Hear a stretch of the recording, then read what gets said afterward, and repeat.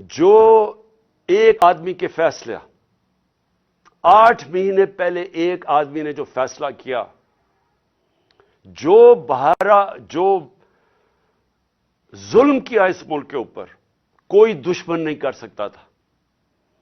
ایک گورنمنٹ گرائی، میں یاد کرانا چاہتا ہوں ساری اپنی قوم کو کہ آپ کسی بھی گوگل کر لیں، پاکستان اکنامک سروے دیکھ لیں، کوئی بھی دیکھ لیں کہ جو گورنمنٹ گرائی گئی تھی وہ اس ملک کی تاریخ کے اندر سب سے زیادہ گروتھ ریٹ تھی، یعنی بڑھ رہی تھی، ترقی کر رہی تھی، دولت میں اضافہ ہو رہا تھا۔ 5.6% اور 6% تیسرے سال 5.7 اور چوتھے سال 6%۔ یہ سوائے مارشل لاء کے زمانے میں جبکہ امریکی ڈالر آ رہا تھا، کیونکہ ہم ان کے حمایتی تھے، کبھی اس طرح کی ملک ترقی نہیں کر رہا تھا جس گورنمنٹ کو گرایا ایک آدمی نے۔ اور اس نے جو فیصلہ کیا، آج یہ قوم 8 مہینے کے بعد، ہم آج ادھر کھڑے ہیں جدھر آپ کسی شعبے سے، طبقے سے پوچھ لیں، بزنس مین سے پوچھ لیں، تاجروں سے پوچھ لیں، ایکسپورٹر سے پوچھ لیں، کسانوں سے پوچھ لیں، مزدوروں سے پوچھیں، تنخواہ دار لوگوں سے پوچھ لیں،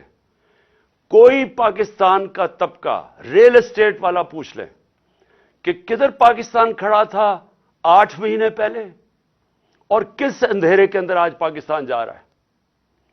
اور ہم کیوں اپنی گورنمنٹ کا سوچ رہے ہیں گرانے کا، اور کیوں ہم یہ ڈیزالو کرنے کا ہم نے کیوں فیصلہ کیا؟ کیونکہ ہمیں خوف ہے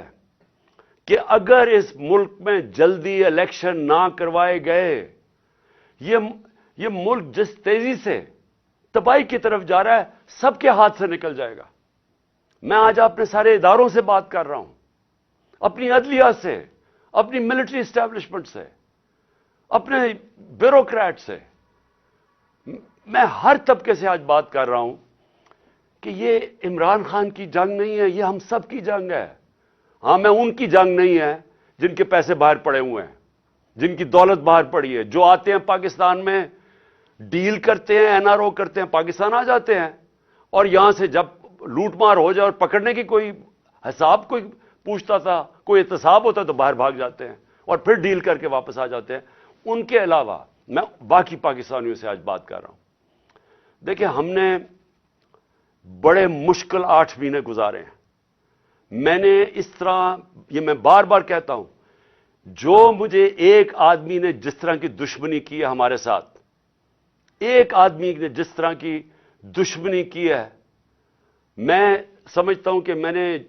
50 سال سے قوم مجھے جانتی ہے، مجھے کبھی اس طرح کا احساس نہیں ہوا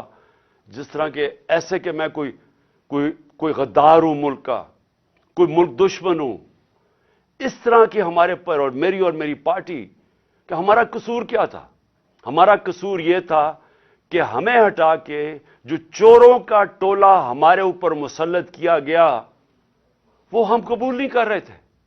اور وہ یہ قوم قبول نہیں کر رہی تھی۔ واضح ہو گیا کہ قوم ساری آ کے ہمارے ساتھ کھڑی ہو گئی۔ ہمیں جو برا بھلا بھی کہتے تھے،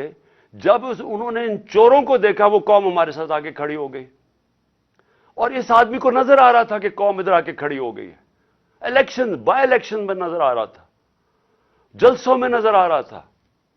جب کبھی پاکستان کی قوم اس طرح خود نہیں سڑکوں پہ نکلی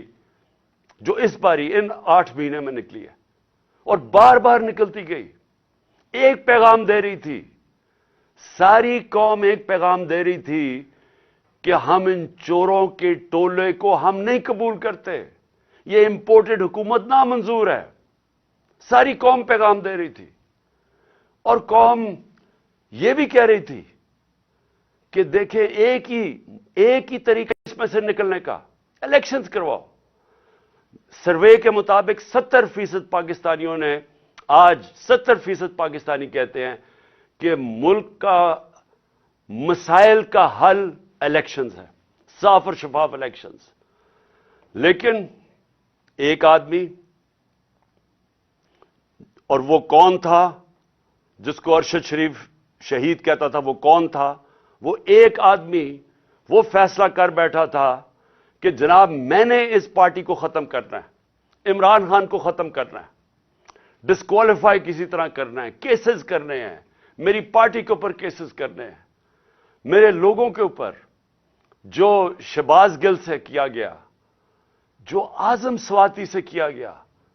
جو جمیل فاروقی، جو ارشد شریف جیسے لوگ، جو یہ سمجھتے تھے کہ ہماری حمایتی ہیں یا وہ ہمارے لیے لکھ رہے ہیں یا ہمارے لیے بول رہے ہیں، ان سب پہ تشدد کیا گیا، سوشل میڈیا کے لوگوں کے اوپر جو کیا گیا، ظلم کیا گیا، اور پھر مجھے آخر میں پلان بنایا گیا کہ مجھے راستے سے ہٹایا جائے۔ جب پتا چلا کہ کوئی کیس بھی کام نہیں کر رہا، الیکشنز دھاندلی کے باوجود بھی ہم جیت رہے ہیں، تو پھر فیصلہ کیا گیا کہ مجھے مار کے راستے سے ہٹایا جائے۔